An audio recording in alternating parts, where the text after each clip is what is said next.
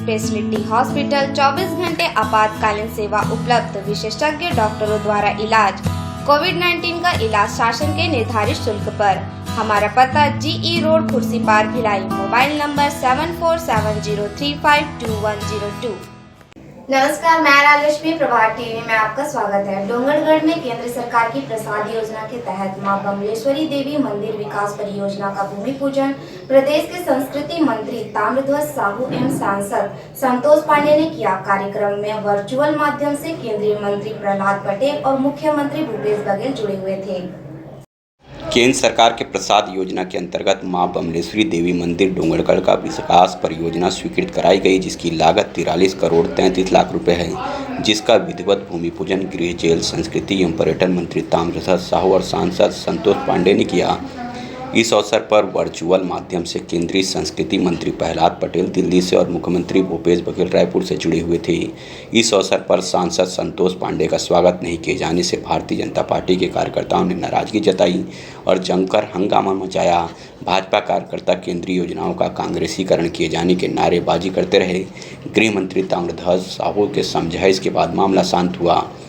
केंद्रीय प्रसाद योजना अंतर्गत भूमि पूजन होने से मां बमलेश्वरी देवी मंदिर की पहाड़ी तथा प्रजागिरी पहाड़ी पर पर्यटन सुविधाएं विकसित होगी। इसी तरह 9.5 एकड़ भूमि पर पिलग्रिम फैसिलिटेशन सेंटर का विकास किया जाना प्रस्तावित है, जो इस पूरे प्रोजेक्ट पर विशेष आकर्षण होगा। इस भवन का आकार ऊपर से देखने पर श्री यंत्र के जैसा दिखेगा। वर्चुअल माध्यम से जुड़े केंद्रीय मंत्री प्रहलाद पटेल ने सभा को संबोधित करते हुए बताया कि केंद्र सरकार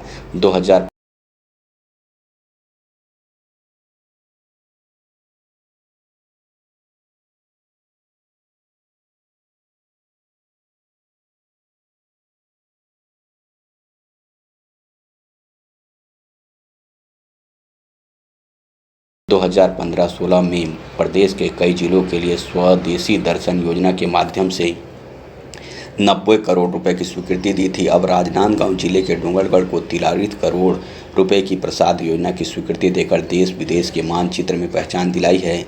इस अवसर पर वीडियो कॉन्फ्रेंस के जरिए मुख्यमंत्री भूपेश बघेल ने प्रदेश में पर्यटन को बढ़ावा देने के लिए मध्य प्रदेश की नर्मदा घाटी से प्रदेश की अन्य नदियों का समावेश कर प्रवेश द्वार बनाई गई योजना से जोड़ने की बातें केंद्रीय मंत्री से कही। इस परियोजना में मां बमलेश्वरी देवी मंदिर, प्रज्ञागिरी पहाड़ी और पिलग्रिम फैसिलिटेशन सेंटर में सीढ़ियों का निर्माण, विश्राम कक्ष, प्रसाद कक्ष, सांस्कृतिक मंच, क्लासरूम, सत्संग कक्ष, प्रदर्शनी, गैलरी, टॉयलेट, पेयजल, लैंडस्केपिंग, सोलर प्रकाशीकरण, पार्किंग सहित अन्य निर्माण किया जाएगा।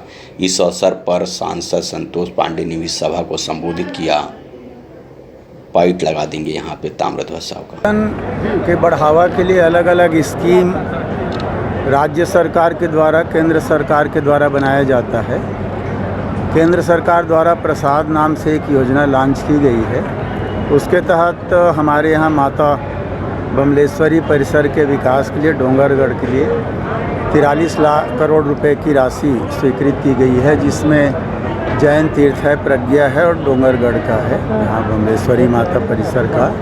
इन तीनों परिसर का बहुत अच्छा एक कॉन्सेप्ट प्लान तैयार हुआ है और निश्चित तौर पे इसके बनने के बाद हमारा ये डोंगरगढ़ का जो स्थल है वो विश्व के नक्शे पर आ जाएगा, क्योंकि अखिल ऑल इंडिया बेस पे जब कोई चीज़ होता है तो बाहर से दूसरे देशों से भी अगर पर्यटक आते हैं या घूमने वाले आते हैं तो उनको जानकारियाँ सुलभ हो जाती हैं। तो निश्चित तौर पर हमारे छत्तीसगढ़ के लिए एक बड़ी उपलब्धि बनेगी और आने वाले समय में जैसा कि हम लोग टूरिज़्म को बढ़ावा देने के लिए ट्राइबल सेक्टर में भी काफ़ी काम कर रहे हैं। अभी वाटर सेक्टर में भी माने बड़े बड़े जो बांध है उसमें क्रूज़ चलाने से लेके, बोट चलाने से लेके, तो बहुत सा एडवेंचर टूरिज़्म को भी हम लोग आगे करते जा रहे हैं। तो निश्चित तौर पर मुझे लगता है अभी पिछले साल ही हम लोगों ने हमारे मुख्यमंत्री माननीय भूपेश बघेल जी के निर्देश पर पर्यटन नीति नहीं थी अब तक यहाँ कोई,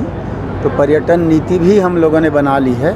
पर्यटन नीति होता है तो उससे लगे उद्योग करने के लिए लोग सब आते हैं लगाने के लिए, कई चीज़ पीपी मॉडल में बनता है।